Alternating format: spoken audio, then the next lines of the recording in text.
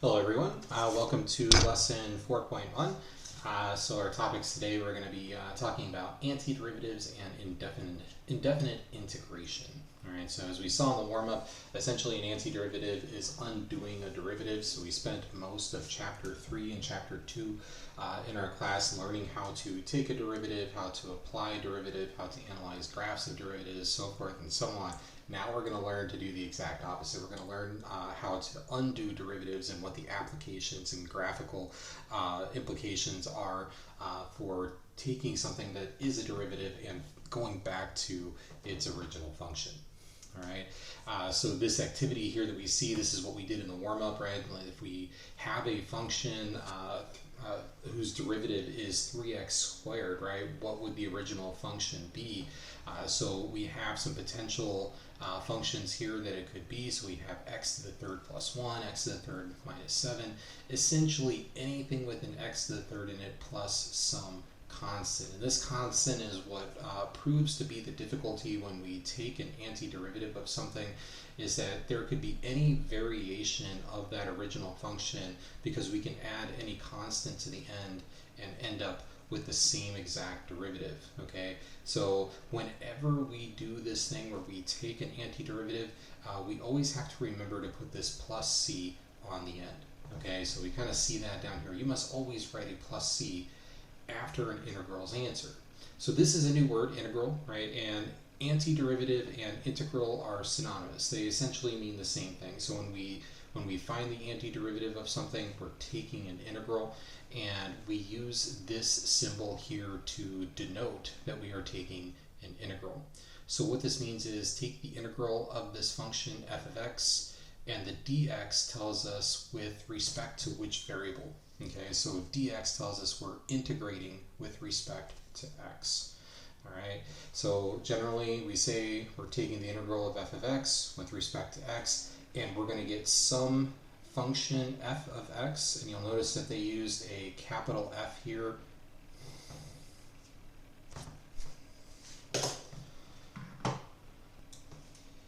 So you'll see that we get some function here, f of x, and you'll notice that they use a capital f instead of the lowercase f. This is just to denote the difference between these two functions after you integrate, and you'll see that plus c. So this f of x represents the antiderivative,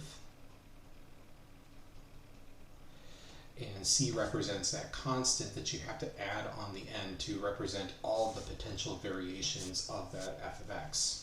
Okay, so you might also recall in the previous chapters when we learned about derivatives, there were a lot of rules with derivatives, right? There was the constant multiplier rule, there was the product rule, the chain rule, the quotient rule. All of these little rules that we learned and remembered. Well, integration has its own set of rules. Many of them are very similar to the derivative rules. So for instance, if you look over here, right, we have an integral of f of x plus g of x, so essentially two things being added together. We can split that up and integrate it piece by piece, right, just like we did with derivatives. Same thing if it's subtraction. So I would definitely take a minute to kind of go through these rules, because I'm not going to go over every single one of them individually. We're just going to see them as we practice problems and kind of get used to them in that manner, rather than me going through them individually one by one. Okay, so let's take a look at our first example here. We're just going to practice taking some integrals of different functions. All right, so if I'm looking at example 1 part A here, you'll notice that we're taking the integral of 3x with respect to x. So essentially there was some function, I took the derivative of it, and I got 3x. Now I'm trying to go back to the original function. So the first thing I'm going to do here is I'm going to rewrite. Right, and I can use this constant multiplier rule here. So I can actually take this constant 3 and move it out front of the integral. Right, so I'm going to say 3 integral of x dx. Okay, so now I'm just integrating x by itself, right? So I'm kind of putting the 3 aside, integrating x. And the trick to integration is to take whatever power is on this function inside of the integral and raise it up 1. It's like the opposite of the derivative. Okay, so we're going to get this 3, I'm going to put it off to the side. here's my x, but instead of x to the first power, I'm going to put x to the second power, okay? And then whatever power you end up raising to, you must also divide by, okay? So if you think about this, if you think about what the derivative of x squared over 2 would be, the 2 would come down front, the 2 would drop to a 1, and then these 2's would cancel, leaving you with just x. So we see that this antiderivative would actually work. Okay. The last thing that we have to do to finish this off is just make sure we put a plus c on the end to indicate all of the different variations that could arise from this integral. Okay. So this is the indefinite integral of 3x dx. Okay. So let's try it again here for example B. So I'm going to do a little bit of rewriting. Right. So we want to start with a rewrite, then we integrate, and then if we have the ability to do so, we're going to simplify. All right. So I'm going to start with the rewrite here. So I'm going to say instead of integrating 1 over x to the third, I want to integrate x to the negative third with respect to x. Okay, so being in that polynomial form or that exponential form rather than a fraction sometimes makes it easier. All right, so I'm going to work to the right. So again, I'm going to take this power, I'm going to raise it up 1. So this is going to become x to the negative second, but then I need to divide by negative 2. Okay, and then to account for all the variations, I'm going to put a plus c on the end. All right, so I will give you a little bit of warning here. A lot of students forget to put that plus c on the end. If you forget to put that plus c on the end of your integral when you're done, yes, you're going to lose points on your quiz or your test. Every student has it happen to them at some point or another on a quiz or test. Do your best to remember to put that plus c there if you ever take an integral. Okay. All right. So let's move on to the next one, right? So we've got example C here. We're taking the integral of the square root of x. So this would be easier to integrate if it were written in that exponent form, right? So we're going to take the integral of x to the 1/2 dx. Now I'm actually going to integrate. So this is going to become x. I'm going to raise 1/2 up 1 power. So this is going to become 3/2. And then I would divide by that same exponent, so 3 over 2. All right. I'm going to put my plus c here, and then I'm going to work on simplifying. So dividing by 3 over 2 is the same thing as multiplying by 2 over 3. So if I take x to the 3/2 rather than dividing by 3 over 2, I can just multiply by 2 over 3. And then don't forget your plus c. Right? So moving along, example D here. So again, a little bit of rewriting. I'm going to start with my integral, and I'm going to say this is x to the 1/3 power times x minus 4 dx. Okay, so this might be a little bit easier. I'm going to rewrite one more time here. I'm actually going to distribute this into the parentheses here. That way I can integrate each piece separately rather than trying to use something that would be equivalent to a product rule here. Okay, so if I multiply x to the 1/3 times x, we get x to the 4/3 minus 4x to the 1/3. Right, and this will be dx. And then something else that you want to be, and that is a good habit to do, is to put parentheses around what is inside of the integral. Sometimes the reader could interpret this as you're only taking the integral of x to the 4/3, while the minus 4 to the 1/3 could be not included in the integral. So by putting parentheses around the entire expression and then capping it off with the dx at the end, you're making it very clear that this entire expression is being integrated. Okay, so now I'm going to work to the right, and I'm going to integrate this piece by piece. So the 4/3 gets raised up by power of 1, so this is going to become x to the 7/3 divided by 7/3 minus, and then over here we're going to get this 4x. We're going to raise this up 1 power, so this is going to become 4/3 divided by 4/3. Okay, so looking good so far. We just need to work on the simplifying piece. Don't forget your plus c. So now I'm going to simplify a little bit. So again, dividing by 7/3 is the same thing as multiplying by 3/7. So we can actually get 3x to the 7/3 over 7 minus, and then here, if I multiply by 3/4, right, we'll get 3 times 4, which is 12, divided by 4, which is just 3. So we would get minus 3x to the 4 thirds plus c. Okay. All right, so you can see these expressions are getting more complicated as we go along, and that's just the way life goes. Okay, so we get an expression like this. So again, we want to think about ways that we can rewrite this so that the integration is simple, piece by piece, one thing at a time. Right now, everything is kind of combined and jumbled up in a big fraction. If this were a derivative, we might consider something like a quotient rule, but we don't know anything about that yet.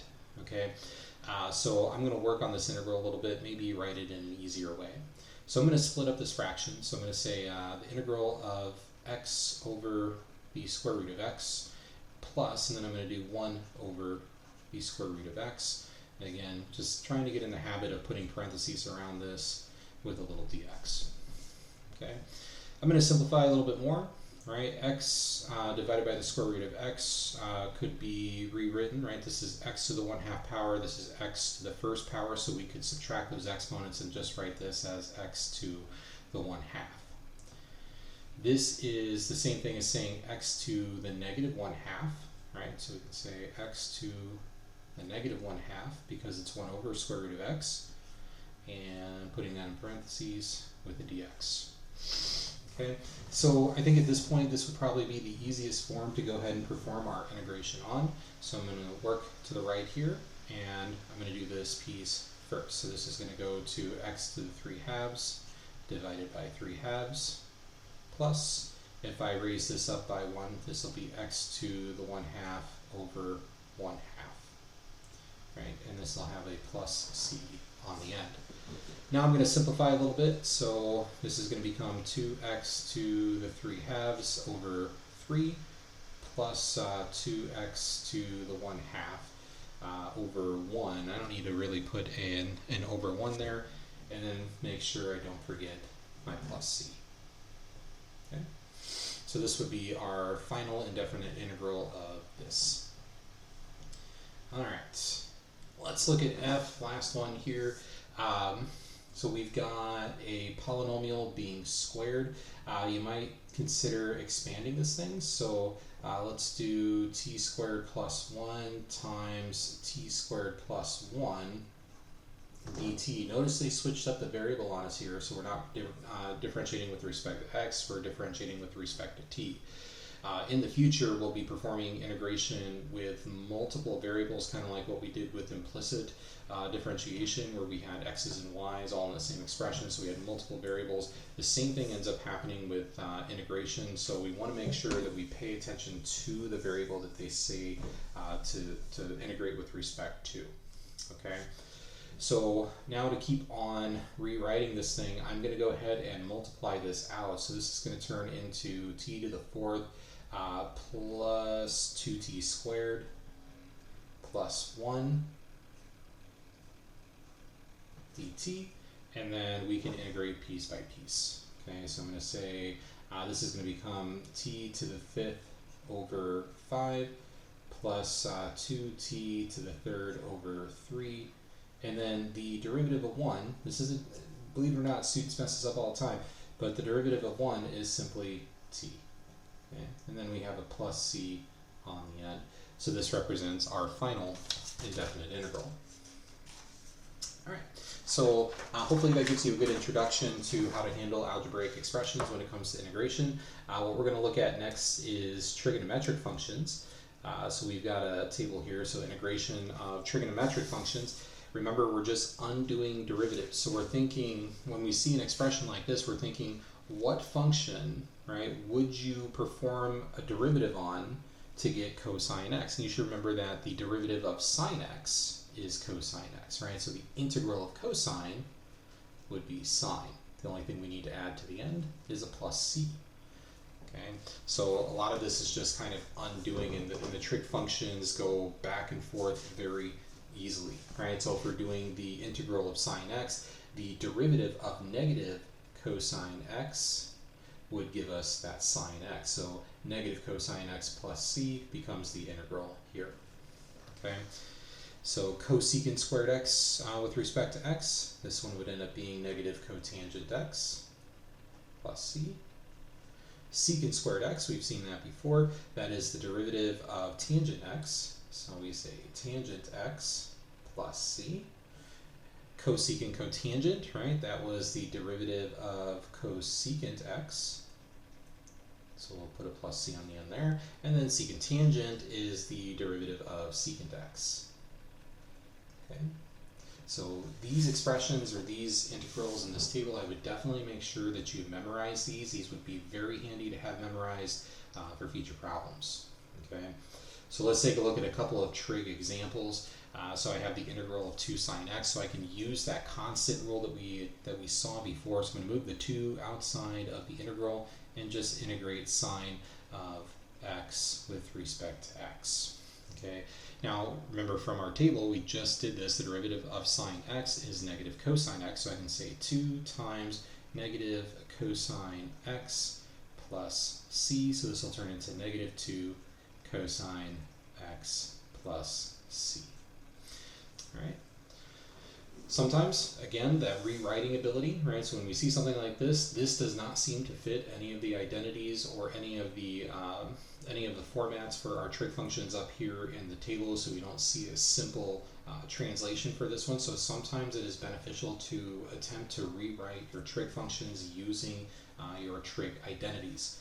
Okay, so I'll show you what I mean here. I'm going to rewrite this integral by splitting up this fraction. So I can rewrite this as sine of x over cosine squared x is cosine x times cosine x.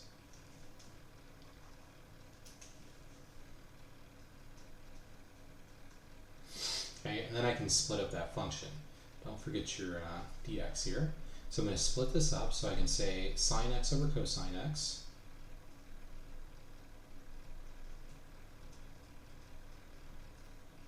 and then this would be 1 over cosine x. Right? So that's what I mean when I say split up the function. Okay, so hopefully you recognize a couple of identities here. Sine x over cosine x is the same thing as tangent x, and 1 over cosine x is the same thing as secant x. Right? So this would be the derivative with respect to x. So now I'm looking again at my identities up here. I notice a secant x, tangent x right down here, and the derivative of that is secant x plus c. Right, so we can just say this is secant x plus c. Okay. So again, most of the work is not in the actual integral when it comes to these trig functions. Most of the work is in memorizing, or not memorizing, but just knowing your trig identities. All right. So let's move on. So one of the great things that we can do with this kind of mathematics here, right, with this integral, one of the things that we can do with this kind of mathematics is take a deeper analysis into things like acceleration and velocity and position functions. And we've seen those pop up from time to time throughout Unit 2 and Unit 3. So being able to work from a second derivative back to a first derivative back to the original function is the same thing as working from acceleration back to velocity back to the position function. Okay, so it's a very nice thing to be able to do. All right, but to be able to do it, we do have to find what's called a particular solution. And what we've seen when we take integrals before is that we get this plus c on the end, which means there's a lot of different variations of that antiderivative function, right? But when we want a particular solution, we need the exact function, not an indefinite function, okay? So we need to figure out how to solve for that value of c in certain scenarios. And usually, to do it, we need some kind of initial condition. So you'll see that they will give you some kind of clue like this that we could potentially use to help us solve for c. All right, so here they give us the derivative. They tell us that the derivative is equal to 9x squared minus x, right? So if I wanted to work my way backwards to the original function, f of x, we would take the integral of this thing, right? We would take the integral of 9x squared minus x with respect to x. Okay, and so we can integrate this piece by piece. We would raise this to the third power and divide by 3, so that would just become 3x cubed, and then this would become minus x squared over 2. But we would have to put this plus c on the end, right? Because again, we have that indefinite situation where we can add whatever constant we want to the end and get back to this same derivative. So this is where the initial condition comes into play. They tell us that f of 2 equals 16, right? So we can say f of 2 equals, and that means that I would go in, I would replace each instance of x with a 2. So we would get 3 times 2 to the third power minus 2 to the second power over 2 plus c, which we don't know, but what we do know is that this has to equal 16, okay? So if I do a little bit of number crunching here, right, 2 to the third is 8, 8 times 3 is 24, 2 squared is 4, 4 divided by 2 is 2, so 24 minus 2 plus c equals 16, and we can take it a little bit further, right, so that's 22 plus c equals 16, and what we find out is that c must equal negative 6. So using that initial condition is kind of like a clue. We were able to solve for the specific value of c that's required to make this initial condition true. So now I can finish off f of x. So I can say f of x must equal 3x to the third minus x squared over 2 minus 6. This is the definite integral of f of x. Okay? So let's try it again. We'll get a little bit more complicated with this one because now we're dealing with second derivative, first derivative, and the original function. Right? So if we want to explore acceleration, velocity, and position functions, we need to be able to work our way back all the way from a second derivative. Okay? So here we go. We're going to start with f double prime of x. The second derivative of f we know is 3. Right? So f double prime of x equals 3. So if I want to find f prime of x, right, I want to work my way backwards here, then I need to take the integral of 3 with respect to x. Okay, so the integral of 3 with respect to x is going to be 3x plus c. So I'm going to write that down. I'm going to say 3x plus c, and then we have to use a clue. All right, so this is a clue, right? F prime of 2 equals 5. So we can say f prime of 2 equals 3x plus c, which we know has to equal 5. So this creates a little mini equation here that we can solve pretty quickly. Right, so we could, well, first we'd have to plug in a 2, right? So we would say 3 times 2, which is 6 plus c equals 5, and we should quickly see that c must be negative 1. So now we can say for sure that f prime of x is equal to 3x minus 1. Now notice we don't have that plus c there anymore because we solved for it. Now I want to get to f of x. Okay, so our goal now is to find the original function. And so I'm going to take this, I'm going to take the integral of 3x minus 1 with respect to x. Okay, so again, piece by piece here, so we're going to get 3x squared over 2 minus x plus c. Alright, so making progress. Alright, so 3x squared over 2 minus x plus c. So all we have to do now is find a clue that'll help us solve for c, and then we can finish off the original function. So I'm going to go back up here to these initial conditions. You'll notice that they gave us another clue here. It says f of 2 equals 10. So let's plug that in and see what happens. We get f of 2 equals 3 times 2 squared over 2 minus 2 plus c, and this has to equal 10. Okay, so this is the equation that we're solving right here. So a little bit of mental math. 2 squared is 4, 3 times 4 is 12, 12 divided by 2 is 6, minus 2 plus c equals 10. 6 minus 2 is 4, so we get 4 plus c equals 10. Therefore, c must be 6. So now I can say f of x equals 3x squared over 2 minus x plus 6. And there's our original function. So you can kind of see how we go from knowing one thing about the second derivative, right? We knew the second derivative and we were able to work our way all the way back to the original function using this integration process, right? So let's apply that to something a little bit more realistic, all right? Throwing a ball from the building. This is a classic problem. You see it a lot in physics, and now we have a really cool tool to help us analyze these problems, okay?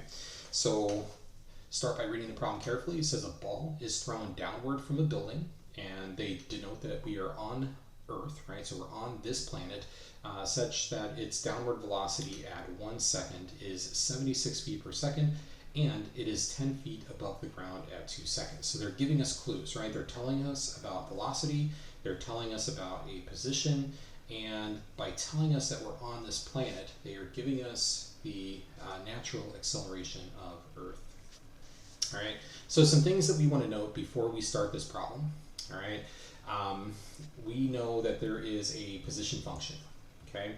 We'll call it P of t, all right? So we'll use P for position.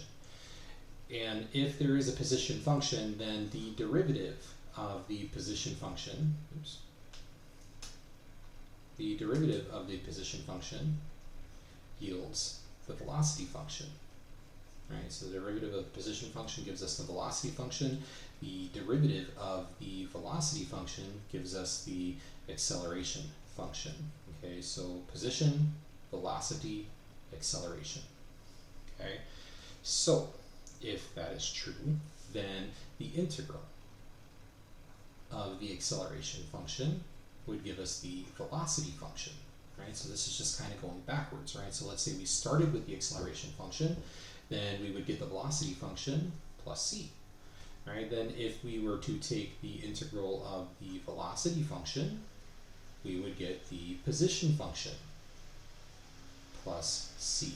And just to make sure that we're clear, the c values that we would get at each step of the way would be different c values, so I'm going to denote them with c1 and c2. All right, so we knew this from our studies in derivatives. So if this is true, then this must be true as well. So kind of it's a roadmap to get back and forth from position to acceleration, and then acceleration back to position. Okay.